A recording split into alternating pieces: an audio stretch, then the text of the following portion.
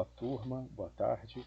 Então, hoje nossa aula de filosofia das organizações e ética e aspectos filosóficos da administração, nós vamos trabalhar então o projeto iluminista como um todo, no seu aspecto epistemológico, ético, político, gerencial, sobretudo uma ideia de a gente pensar a essência da modernidade.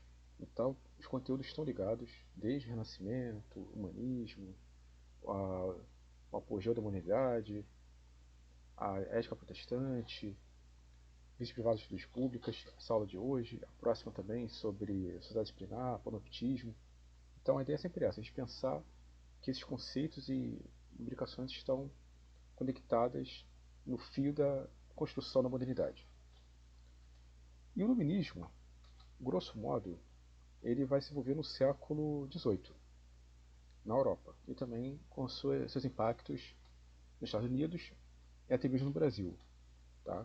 A dependência americana foi influenciada pelo princípio iluminista. A Inconfidência Mineira é a mesma coisa. Tá? Então, a gente vai encontrar uma série de disposições humanas, construções históricas e projetos que nascem desse viés. Então, isso é importante destacar. O iluminismo não é um projeto à parte, espontâneo. Ele é fomentado, sobretudo, desde o Renascimento. No Renascimento, nós vemos enfatiza a dignidade humana, o empoderamento humano pela técnica, a relação entre homem e natureza de uma maneira não só harmoniosa, mas também que o homem se coloque como um ser atuante, transformador da realidade. Esse ponto é fundamental. O iluminismo ele amplifica esse projeto. A França foi um grande epicentro do iluminismo, a Alemanha também, a Inglaterra, a Itália, sobretudo no viés jurídico.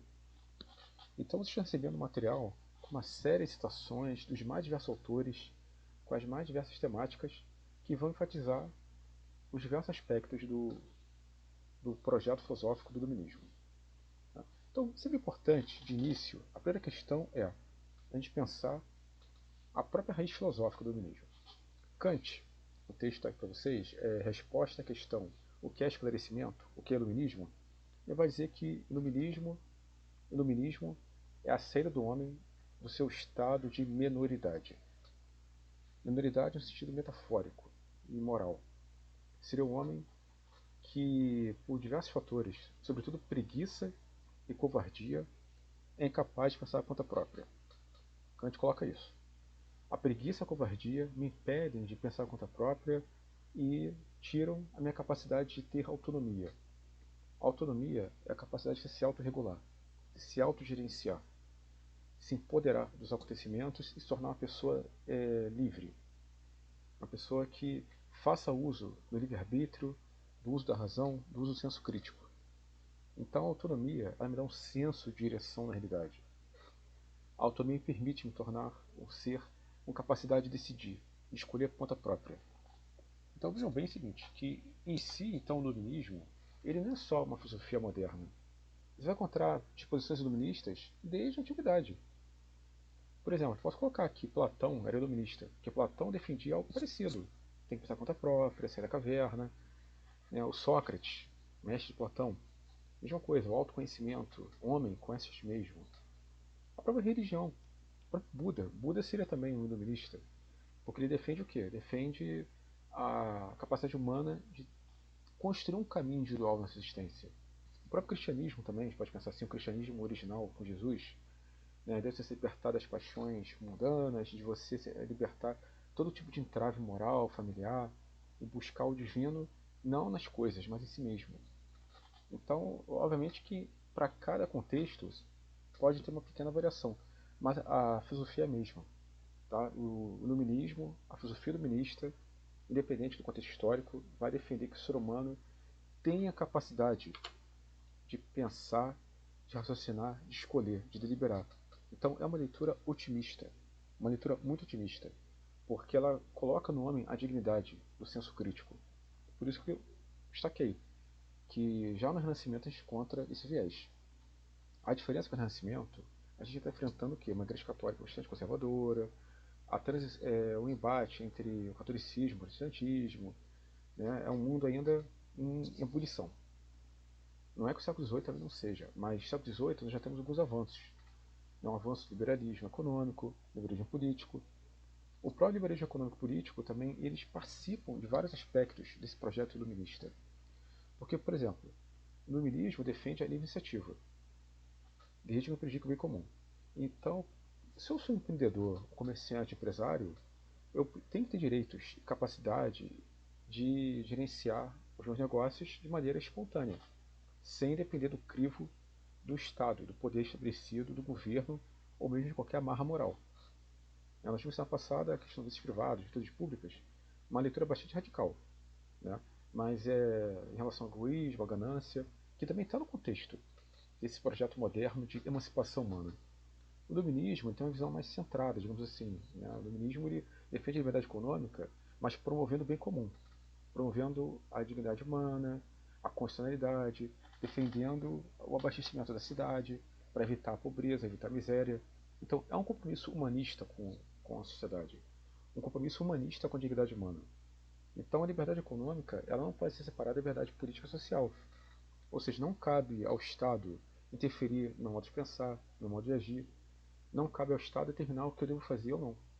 Eu tenho direito de escolha desde que não prejudique o bem comum. Então por isso que as duas instâncias estão ligadas. O livre comércio, a livre iniciativa, ela reconhece então que o homem ele tem capacidade de agir sem tutela. É o que Kant coloca também. Tá? Eu sou maior quando eu ajo sem tutela. Eu sou menor quando sou tutelado, quando alguém escolhe por mim, alguém pensa por mim. Volta a Kant. Kant vai dizer o seguinte no texto, que a pessoa que age no espírito, no estado de minoridade, ela tem a covardia, tem medo de pensar por conta própria, medo de escolher, medo de falar.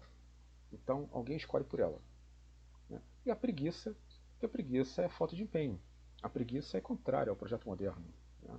A preguiça ela prejudica a tua capacidade de se assenhorar, dominar as coisas. Deixa pra lá, tá tudo bem. Né? Ou seja, você vive de maneira passiva, dócil e não criativa, engajada, usando a linguagem atual, empoderando-se do mundo. Né? Um ponto muito importante. Então, não tem como fugir, sempre a política vai estar por trás disso. Porque essa incapacidade de pensar conta própria, ela prejudica uma ação libertária na política e o fomento de um governo mais racional.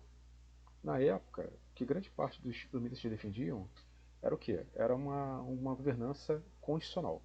Tá? Uma palavra fundamental, constitucionalidade. Um governo constitucional, ele, além de moderar o poder executivo, ele racionaliza a máquina pública, ele racionaliza os poderes. Tanto que Montesquieu é o patriarca da teoria dos poderes. Os poderes se equilibram, executivo, legislativo e judiciário. Nenhum pode prevalecer em relação ao outro. Cada um tem que ficar circunscrito à sua esfera, em harmonia trabalhando para o bem comum, para o bem viver da sociedade. Né? Então, o que seria então um governo constitucional? Ele segue leis estritas, rigorosas.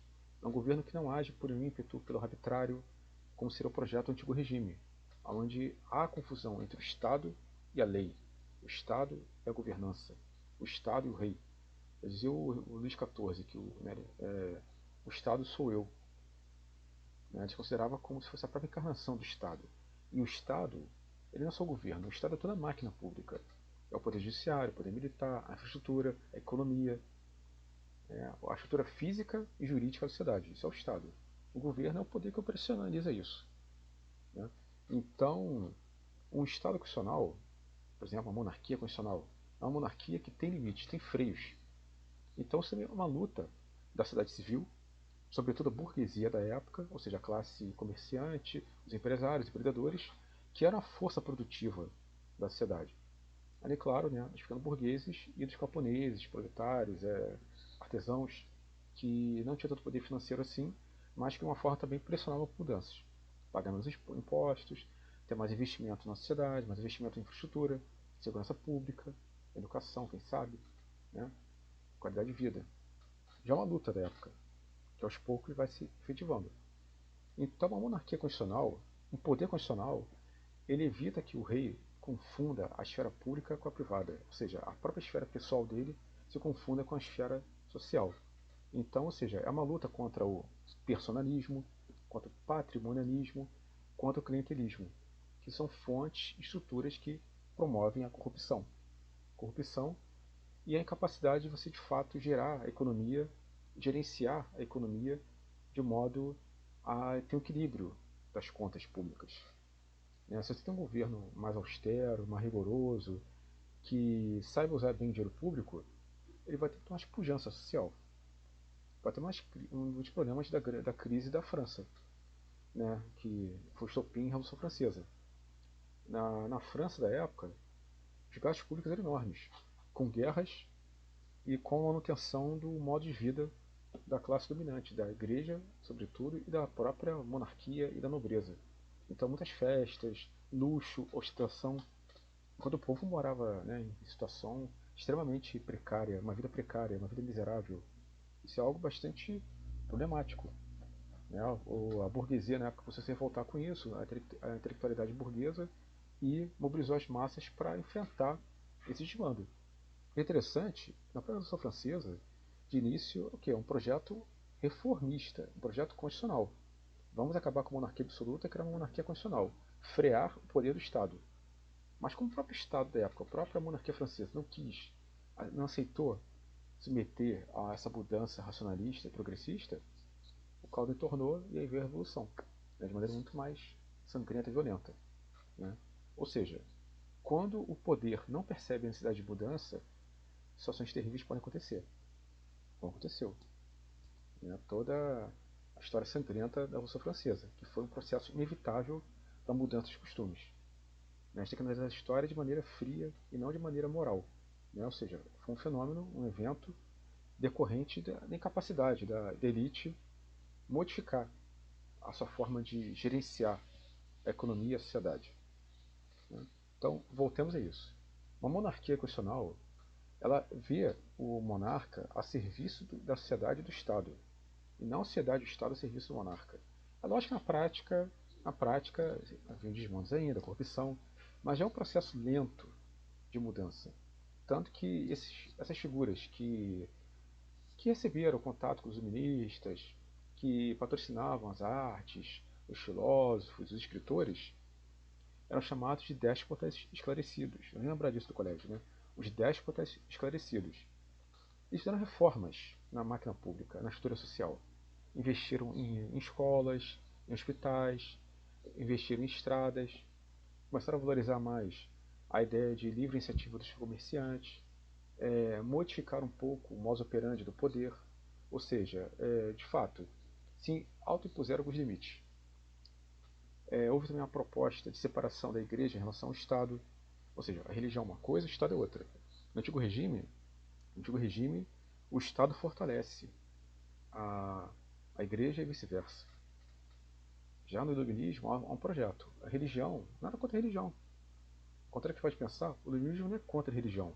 O iluminismo é contra a religião que oprime, a religião que domina o homem sobre o homem, a religião que impõe a sua verdade sobre as outras. O iluminismo não é contra a religião em si.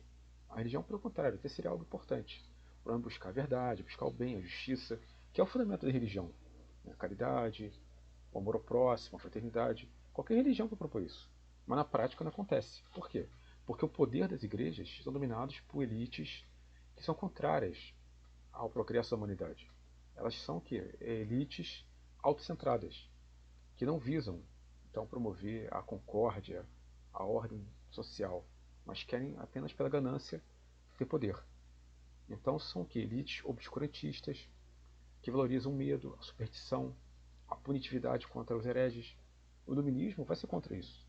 Ele quer o quê? Se você tem uma visão contrária à minha, eu vou respeitar. Eu posso não concordar com você, mas eu vou te ouvir. Estou disposto a te ouvir. Ou ainda, eu sou de uma religião A. Por que eu não posso ser amigo do membro da religião B? Tolerância. Né?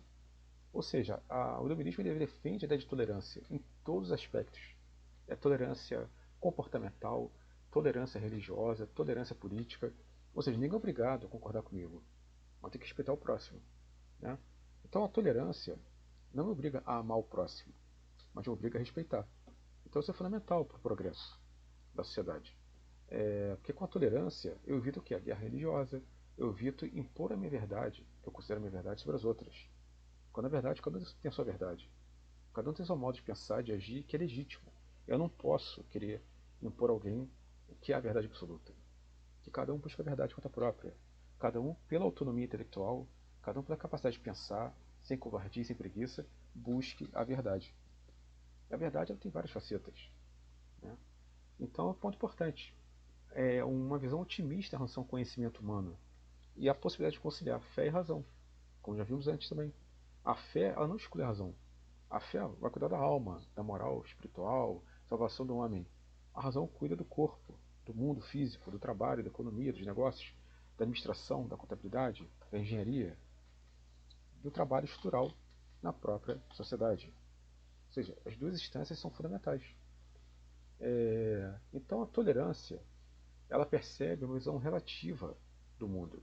Cada religião tem seu modo de pensar. E todas elas, que vão dizer os iluministas, todas elas, em forma pura, apresentam pontos convergentes. Defendem a caridade, a justiça, defendem a solidariedade, defendem a empatia, defendem o cuidado, o amor ao próximo. Mais uma vez, eu não sou obrigado a amar o judeu, o muçulmano, mas eu tenho que respeitá-lo. Porque todos são o quê? Membros da sociedade. E aí vem um ponto importante. No antigo regime, grosso modo, você não tem cidadão, você tem súdito. O súdito é o submisso ao poder do Estado, ao poder do governo, ao poder do rei. O iluminismo propõe o quê? Cidadão. Cidadão tem direitos e deveres. Tá? Essa é a condição dispensável para qualquer sociedade republicana, constitucional. Uma sociedade que tem instituições fortes. Tá? Uma sociedade forte, ela quer o quê? Um cidadão. Tem direitos e deveres. Tem direitos a receber, ou seja, direito à vida, à propriedade privada, direito à livre iniciativa, direito à liberdade de escolha de expressão e deveres. Não posso matar, não posso roubar, não posso, não posso oprimir o próximo. Né? Teoria. E na prática, infelizmente, não é bem assim que acontece, mas é um projeto interessante, porque é a base do nosso mundo atual. Nós temos hoje o quê? O cidadão. Não existe súdito. Todo mundo é igual perante a lei. Ponto fundamental aqui. Então, isonomia. Tá? Não importa seja rico ou pobre, todos são iguais perante a lei. Todos têm as mesmas prerrogativas. Todos têm direito a todo tipo de trâmite legal. Tudo bem que na prática não é bem assim. Né? Mas é o que? Essa é a própria corrupção da sociedade. Porque numa visão correta, numa visão próspera, numa visão efetiva, o cidadão é igual a qualquer outro. Então é uma sociedade impessoal, pode colocar assim. Ou seja, temos aí quase que a base da burocracia em uma leitura positiva. Ou seja, um governo nacional, tecnocrático, uma governança, um sistema orientado não pelo personalismo, mas pela aplicação de regras de conduta universais. O cidadão ele tem direitos universais, deveres universais. Então, o que eu faço no Brasil, eu não posso fazer em outro país, digamos assim. Eu tenho que respeitar o costume do outro. Tolerância, mais uma vez. Eu não posso viajar para um país X e querer impor meu padrão de conduta. Eu tenho que respeitar o padrão deles. Eu não tenho uma verdade maior do que a dos outros. Tá? Então, é um ponto importante. A tolerância, ela envolve a política, porque não importa o teu espectro, você tem direito à tua opinião, desde que a sua opinião não vise a eliminação física, a destruição do outro. Que é o paradoxo de Popper, por exemplo. Né? Eu, tolerante, tenho um compromisso moral de tolerar o intolerante? Não. O intolerante é nazista. O intolerante quer matar todo mundo. Eu não sou obrigado a aceitar ele. Eu não sou obrigado. Eu tenho que punir, eu tenho que prender, eu tenho que neutralizar aquela figura. Né? A tolerância ela se dá apenas com quem ratifica o projeto de tolerância. Claro, tem que compreender o próximo, as motivações violentas do outro, o ódio que o outro tem. Né? Mas eu tenho que pensar o seguinte: tolerância ela é limitada. Ela não é obrigada a afirmar a intolerância. Tá? Então é algo importante colocar. Eu vou tolerar quem? Eu vou tolerar, no meu campo de visão religiosa, política, social, o outro, que é diferente. Somos diferentes. Agora, de antemão, eu não posso querer impor outro uma verdade. Agora, se eu vejo que esse outro é um inimigo público, quer matar todo mundo, ele tem que ser neutralizado. É uma questão de princípios, uma questão de manutenção da própria vida. A vida do absoluto. É um ponto bem importante. Então, isso é uma questão política. Uma política não só da amizade. mas da concórdia, onde que a gente pode chegar em consenso. Pode existir capacidade de, conversando, negociando, chegarmos ao bem comum. Por quê? Mais uma vez, é a crença e a confiança incondicional no intelecto humano. Que todos nós somos seres ótimos. Somos seres que visam o bem, o progresso. Então, ninguém aqui é inferior a ninguém. Todos temos a potencialidade capaz de organizar bem a sociedade e promover condições ótimas para o desenvolvimento, para o empoderamento e progresso da sociedade e da humanidade como um todo. Tá? E outro ponto importante aí, então, entra também o quê? O cosmopolitismo. É a defesa da ideia que todos nós somos cidadãos do mundo. Tá? Pela razão, pela busca do conhecimento, pela busca da verdade, nós podemos ser felizes em qualquer sociedade. Claro que algumas são mais retrógradas, conservadoras, é difícil, a gente tem que tentar conhecer bem o terreno onde pisa. Mas a ideia é essa, que toda a humanidade é uma só. Não existe separações nacionais, claro que existe na linguagem, cultura, religião, mas o cosmopolitismo ele defende a ideia que você pode ser feliz em qualquer parte do mundo, que você pode ser amigo de toda a humanidade. Então é uma visão holística, universalista. Tá? Inclusive, essa leitura fomenta inclusive as práticas do turismo. O turismo, na sua essência, o turismo ele tem um viés cosmopolita. Ele não é só exotismo, conhecer o que é diferente, o exótico, o extraordinário. É você conhecer o outro. Estar disposto a conviver com o outro, disposto a conhecer a cultura do outro.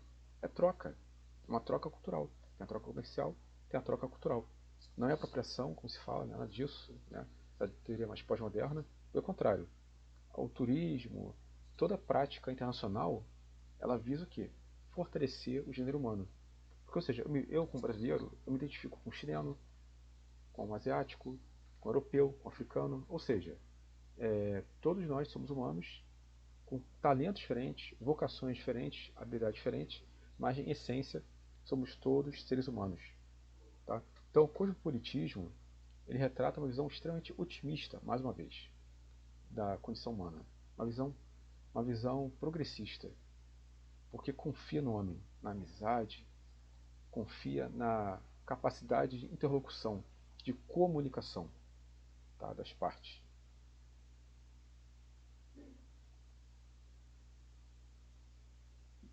Se existe comunicação, eu preciso também valorizar a imprensa livre, o fomento às bibliotecas, às livrarias, aos cafés, aos debates. Gente, hoje pode parecer até trivial falar isso.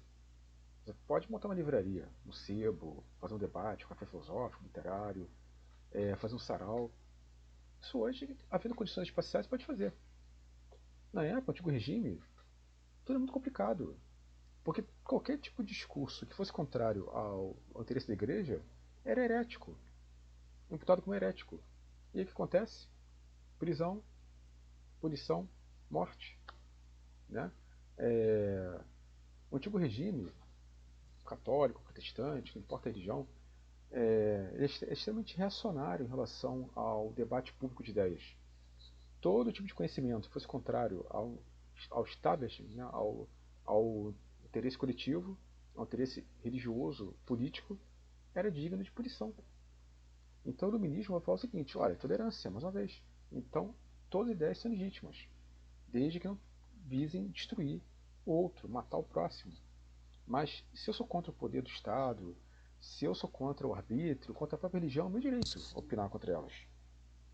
Preferência é debatê-las. Então, os iluministas vão defender cafés filosóficos, né, os encontros intelectuais. São redes acadêmicas de transmissão do saber. As academias.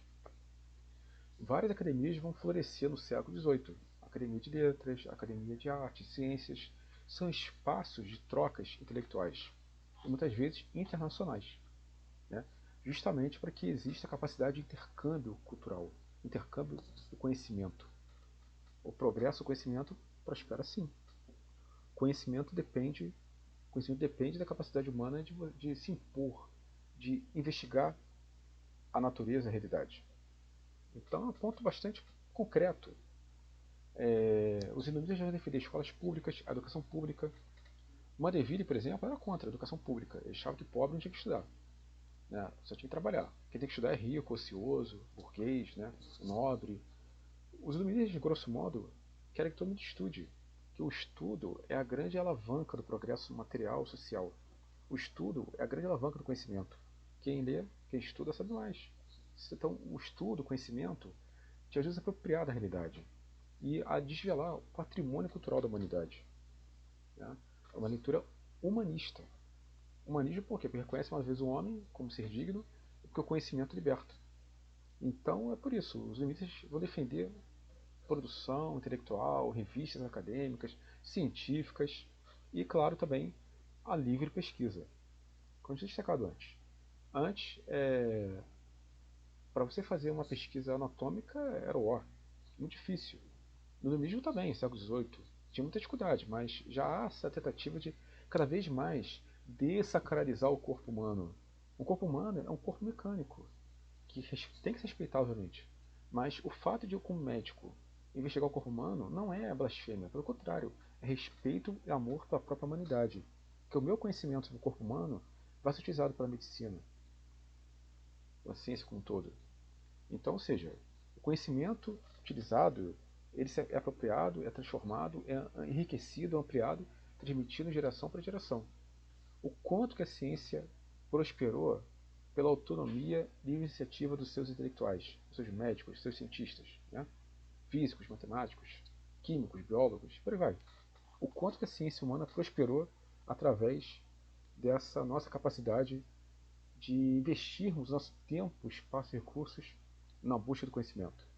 Tá? Mais uma vez, uma leitura bastante progressista e otimista, que é a coragem de pensar, a coragem de ousar. Então o iluminismo, ele visa o quê? Pensar a ideia de que tudo que existe é humano, tudo que existe está à disposição do homem. Né? No sentido de que você não pode mais ter bloqueios. Não é à toa que então eles vão enfrentar o quê? O medo e a superstição.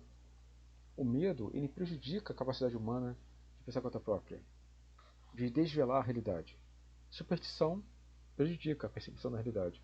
A superstição cria relações falsas de causalidade e contiguidade.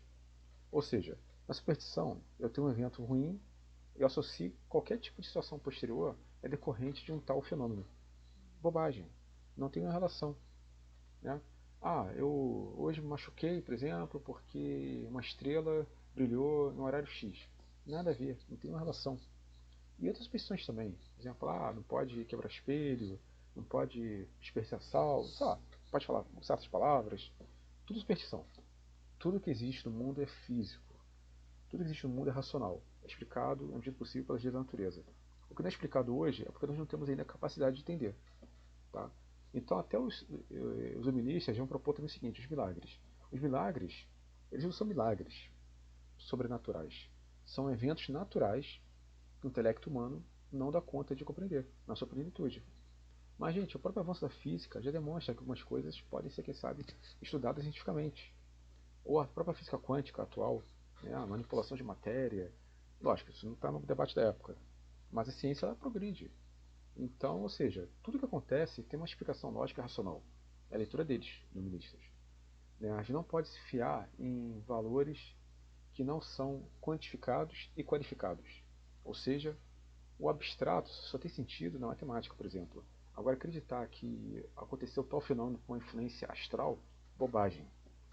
Já falei com vocês. A astrologia dá lugar à astronomia.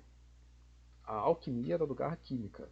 Tudo tem que ser verificado, analisado, metrificado. Olha aí o contexto moderno disso. O iluminismo ele retoma essa ideia de que tudo na natureza é mecânico, tudo na natureza segue leis físicas, espaço, tempo, causalidade, ação e reação, né? Durabilidade, duração, extensão. Né? Eu não posso voltar no passado, eu só posso pensar o que? O presente e o futuro. O passado me serve para quê? Para repensar as ações atuais visando o melhor posterior. Né? Então a humanidade ela progride, passo a passo, ano a ano, década a década, e por aí vai. Né? Os humanistas eles não veem a situação como algo pessimista, negativo. A humanidade está decrescendo, diminuindo de valor. Não. Se degradando, evoluindo. Não. Tudo caminha para a evolução. Porque a cada ano é mais conhecimento criado, são mais livros publicados, são mais ideias debatidas. Então, esse saber quantificável, ele também é qualificável, porque ele vai aumentar a qualidade, ele vai aumentar a potência criativa da mente humana. Olha o progresso. Né? Os iluministas, eles defendem o quê? Um progresso pleno, o progresso da razão, da ciência, da técnica, para controlar a contingência, para melhorar a vida humana, para tornar a nossa vida mais razoável, mais adequada às circunstâncias históricas e espaciais. O conhecimento ele tem que ser útil, é um conhecimento utilizado para o aprimoramento da vida, não puramente teórico, não é que o teórico seja ruim, mas não adianta conhecimento teórico sem aplicabilidade. Então eles vão defender um conhecimento que visa um homem em sociedade, um homem na política, um homem na economia, um homem na ciência dos negócios. Então, conhecimento que faça o homem progredir materialmente. Progresso técnico, progresso social, progresso moral. Porque para eles, e de fato a ideia é essa, o progresso tecnológico, tecnocrático, racional, não é separado do progresso moral. Quanto mais eu conheço, mais eu me aperfeiçoo. Quanto mais eu conheço, mais eu me transformo. Então, o progresso moral aqui não é no sentido de se tornar uma pessoa dócil, uma pessoa conformista, pelo contrário. É o progresso moral porque me empodera. Eu me torno melhor, me torno mais poderoso, me torno mais capacitado a transformar a realidade, me tornar o senhor da história, me tornar uma pessoa autônoma, que me autorregule, que me guie sozinho, sem depender de uma figura carismática, de uma voz, né, que me conduza, como uma marionete. Não tem isso. Então, outra metáfora também da época é o Deus relógio, o Deus máquina. Ou seja, Deus ele não age pelo acaso, Deus age pela necessidade. Se Deus existe, é pura necessidade. Tudo que existe é necessidade. Tudo que existe faz parte de um projeto, de um processo natural, mecânico. Toda reação, toda ação tem uma reação. Né? Nada é aleatório. Então vejam, o iluminismo também visa suprimir o acidente, o acaso, o aleatório, a contingência. A contingência, como eu falei já várias vezes, é a grande inimiga da humanidade. Porque a contingência prejudica o mercado, os negócios, o empreendimento humano, a vida humana, a saúde humana. É aquilo que você não controla. E nós queremos ter, controlar tudo. Controlar o tempo, controlar o espaço, controlar os recursos, para que a gente tenha o melhor aproveitamento da vida. Né? Para tempo de produção, para quem sabe ter um tempo melhor de qualidade de vida. Então a contingência, o aleatório, o acaso, eles são perigosos, assim, digamos. Porque são as forças da incerteza. Eu quero ter certeza. Eu quero ter controle. Controle gerencial. Vai influenciar muito o quê? A tecnocracia, que é um governo dos técnicos, dos seres racionais. O governo do médico, do engenheiro, do economista, do administrador. Uma governança também que é meritocrática, porque ela é baseada nos talentos intelectuais e não meramente no carisma. Né? A tecnocracia é contra o carisma. O carisma é fundamental na política, claro, né? Mas o carisma ele é passional. A tecnocracia ela é funcionalista, ela é objetivista, pragmática e impessoal, porque você vai fazer escolhas de maneira técnica e não pautada em critérios morais ou interpessoais. São puramente racionais, frios ao projeto. Tem alguns exageros aí, por exemplo, o próprio Frederico II da Prússia, está um texto aí, ele fala que ele é como se fosse uma espécie de o primeiro servidor do Estado. É bonito, até é nesse caminho. Né? Não é à toa que é nesse período que a ideia de servidor público, funcionário público, começa a desenvolver. Já tinha antes, obviamente, nos países da Europa, da Ásia, né? Mas a figura de uma máquina eficiente, ela começa a ganhar força. Tá? O Estado está a serviço da sociedade. E não a sociedade a serviço do Estado. Obviamente que existe, né, um intercâmbio entre eles. Eu pago imposto, eu tenho que trabalhar para o meio comum, não posso violar as regras. É uma relação de harmonia, não de conflito.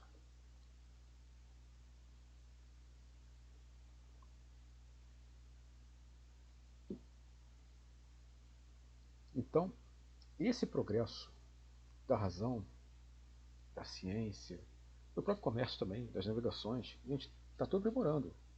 Vai ter a Revolução Industrial, os avanços tecnológicos. Isso é um grande boom material econômico. É uma efervescência. Então você imagina na época em que devia ser a vida da pessoa. Ela tinha um tipo de vida, de repente do nada se transforma. Isso é algo extraordinário, é algo que mexe com o pensamento. É igual hoje, por exemplo. Né? Cada vez mais tem tecnologia de ponta. 20 anos atrás, 30 anos atrás, ninguém cogitava ter um celular, por exemplo. Comunicação rápida, WhatsApp, computador, aula virtual. Né? As coisas vão mudando, isso vai mudando a nossa forma de pensar, a nossa forma de sentir, de viver. Na época também. Todo avanço tecnológico, vejam bem, todo progresso material, ele impacta no progresso mental e moral das pessoas. Tá? Mas moral aqui não é no sentido normativo, de regras corretas. Moral de empoderamento da realidade. Modifica a nossa forma de pensar. Então, ou seja, é otimismo. Tudo bem que na prática vai acontecer o contrário. Né? O luddismo vai defender o quê? Igualdade, fraternidade e liberdade. Para quem? Para os brancos, na verdade. Porque os africanos, os asiáticos, até também os americanos, em geral, eles vão sofrer, né, o impacto tecnocrático, violento, militar dessas conquistas modernas. Quem tem o saber tem o poder. Quem tem a força tem controle das coisas. Né? Iluminismo, liberdade, igualdade e fraternidade é só para os brancos, grosso modo, não para os demais. Mas é aquela questão, né? O iluminismo já deixa um legado, que é fundamental, que é a ideia de você sempre progredir, né? Progredir. Então, uma palavra de ordem também é essa, progresso. Progresso é o grande motor da história. Você pode ter guerra, pode ter doenças. A guerra é motivada por quê? Por falta de acordo, falta de concórdia. A doença é movida por quê? Falta de racionalidade, falta de capacidade de você conhecer bem a estrutura da sociedade orgânica das coisas, conhecer bem a vida animal. Então, os avanços na saúde, na educação, todo tipo de avanço, eles fazem a humanidade prosperar e recolher os frutos. Gente que vai abrir mão da luz elétrica. Ah, vamos só agora ficar com fogueira, né? E que não pode ser fogueira com fósforo, tem que ser na mão, tem que ser para o próprio fogo. Legal, é bonito, é romântico, mas é uma vida muito difícil hoje. A gente quer o quê? Ter tempo livre para fazer as coisas. Né? Imagina, não posso então mais ver nada online, tem que ser só presencial. Ah, então, por exemplo, esquece o metrô, esquece o ônibus, vai a pé, vai a cavalo, sei lá, o máximo que você pode. Né? Então, se a gente, por exemplo, tiver uma postura reacionária em relação ao progresso material, a gente tem que voltar a uma vida pré-histórica. Tem que ser radical. Porque hoje a nossa vida é extremamente técnica, extremamente pautada pelo progresso material. Isso aí não é problema nenhum. O problema é a gente fazer disso apenas o substrato maior da vida. A gente tem que pensar o seguinte, tem que pensar que toda a nossa vida ela tem que ser procurada das coisas para tornar a nossa vida mais feliz e eficiente. Né? Então, veja bem, está tudo ligado. A modernidade, ela, sabe, 14, 15, 16, né? Vários eventos econômicos, inclusive, né? A relação ética e capitalismo, é um processo lento do homem se colocar como senhor da história. E também não posso deixar de negar que é o seguinte, e analisar com vocês, que é também direitos humanos. Vejam bem, a Revolução Francesa vai propor Declaração Universal dos Direitos do Homem e do Cidadão.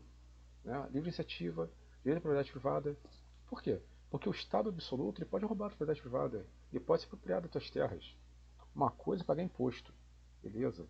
Outra coisa é você ter uma terra produtiva e o Estado se apropriar, porque você não é amigo do rei. Não, o direito à propriedade é inalienável. Vejam bem, é fundamental para a burguesia isso. Um ponto importante é o seguinte: propriedade privada é legítima, claro. Eu tenho meu óculos, tá aqui fora, tenho aqui minha caneca, meus livros, biblioteca aqui, meu celular, é meu. São produtos que fazem parte, né, do meu espólio, que eu conquistei com o trabalho. Isso é propriedade privada é legítima. O que eles estão debatendo é o seguinte: o que eles estão debatendo aqui no minismo e todo esse projeto burguês é a propriedade privada do meio de produção também. Né? Ou seja, eu tenho uma empresa, é legítima. Eu tenho direito a contratar empregado, tenho direito a fomentar negócios. Se eu sou um navegante, eu tenho direito a fazer expedições, comercializar. Né? Eu não posso ser cerceado pelo Estado. que o Estado é contra a iniciativa privada. Não, pelo contrário. Na leitura iluminista, a iniciativa privada vai promover o bem comum, o bem social. Lembra um pouco aquela teoria que nós vimos sobre a mão invisível. Quanto mais emprego eu gero, mais felicidade na sociedade, mais consumo, mais circulação de mercadorias. Promove-se o quê? Promove-se condições melhores de existência. Não tem como negar, gente. Na Idade Média é mais bonita, a vida é melhor. Nem pensar. Hoje, apesar de tudo, a vida hoje é muito melhor do que 100 anos atrás, em todos os aspectos. Mesmo que talvez o ar é mais puro, tinha água pura, não tem como negar o avanço científico, a medicina, por exemplo. Olha aí, a comunicação. Então toda postura passadista, ela tem um quê de racionalismo. Porque ela não vê que no fundo tudo prospera, tudo progride. Claro, tem várias falhas operacionais, é fato. Mas o mundo de hoje, ele é o que? Herdeiro das conquistas. Né? Então isso também é um pouco de dignidade humana e direitos humanos. Então, e volta à questão política. O Estado não tem o direito de dominar o meu corpo e minha mente de maneira indébita. Eu sou livre desde que não prejudique ninguém. Acabou. É a vida próspera, a vida feliz. Agora, no plano jurídico penal, o criminoso. No antigo regime, o criminoso ele era supliciado conforme seu próprio estado social. Então, se fosse, por exemplo, um criminoso comum, pobre, muito pobre, o cara era executado de maneira horripilante. Se fosse um homem nobre e não tivesse como salvar a vida dele, ele era decapitado, sei lá. Uma execução muito menos dolorosa, digamos assim. Pagar uma multa, talvez, para ter perdoado pelo rei. Então havia essa ideia, havia, né, o seu status social determina a punição que você vai receber em caso de infração das regras. Né? Então tinha a ideia do calabouço também, das masmorras, dos galés. Você não via o criminoso como alguém que pode ser recuperado, alguém que pode ser aprimorado. Os iluministas vão pensar o seguinte: todo ser humano possui a luz da razão. Se o cara é ignorante, tem uma postura, tem uma vida mais bruta, digamos assim, é porque ele não teve educação suficiente, ele não teve florescimento intelectual suficiente. Então, caberia ao Estado dar a essa pessoa condições de se educar, se instruir, se aprimorar. Então, os iluministas vão defender o quê? Não cabe ao Estado punir o corpo, mas adestrar e organizar as mentes. Tá? Então eles vão defender o quê? Prisões públicas que tenham um mínimo de dignidade humana, colocar o preço para trabalhar, e não mais para ficar, né, assim, escondido lá no buraco. Tem que trabalhar, tem que, por exemplo, trabalhar nas minas, nas galés, ele tem que trabalhar na lavoura, produzir bens. Olha o capitalismo aí, gente. Né? É fundamental o capitalismo, o trabalho dos prisioneiros, dos presidiários. E no plano mais da dignidade humana, é o quê? A racionalização das penas. Vejam bem, como tem a razão pública, a razão jurídica, tem a razão do poder, ou seja, você tem que ter um poder controlado, tem que metrificar a sociedade, tem também que metrificar as penas. Então, toda pena tem que ser proporcional ao delito cometido. Não pode mais, por exemplo, o cara roubou uma bala, vai perder a mão. Não. Tá, ele pode pagar pela bala?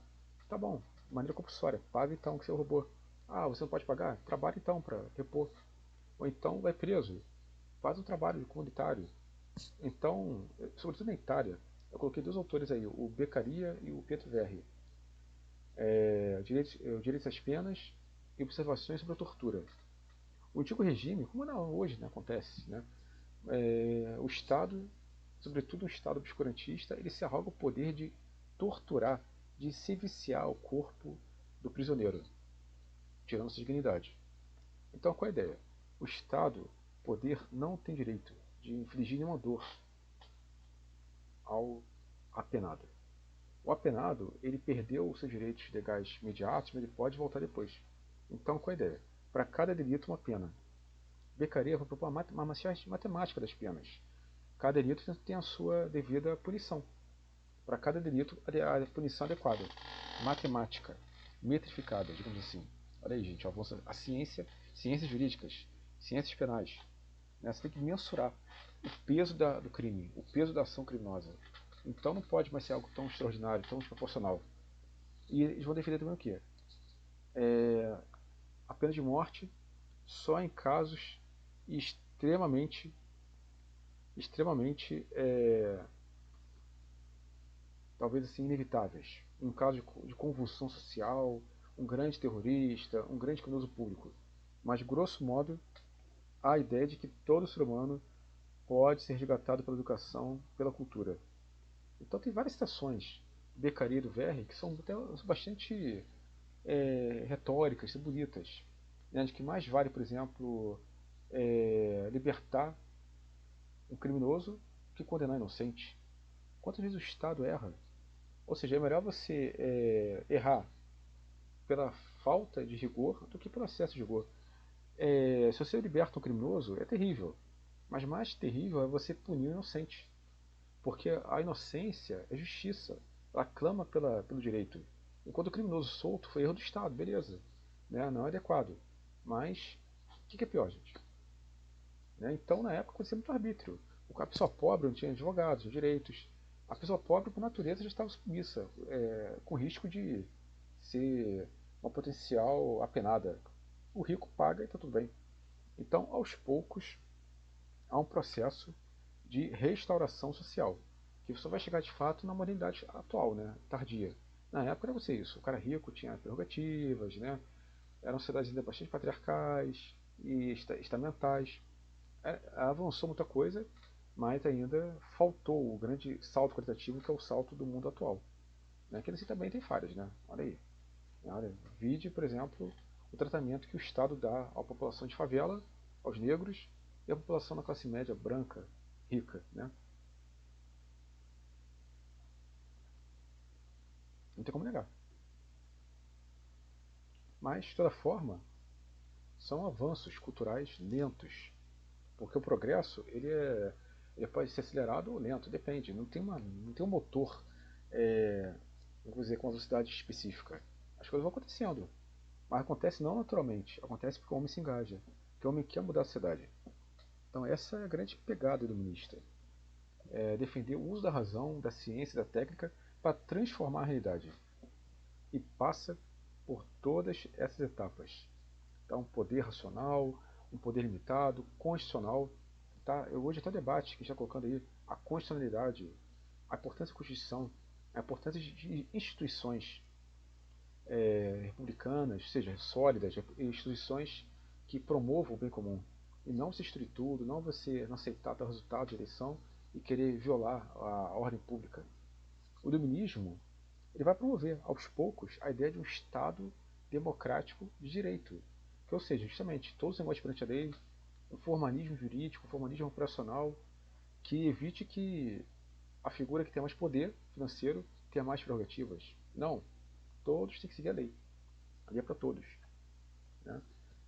Então, a constitucionalidade é um grande elemento do iluminismo.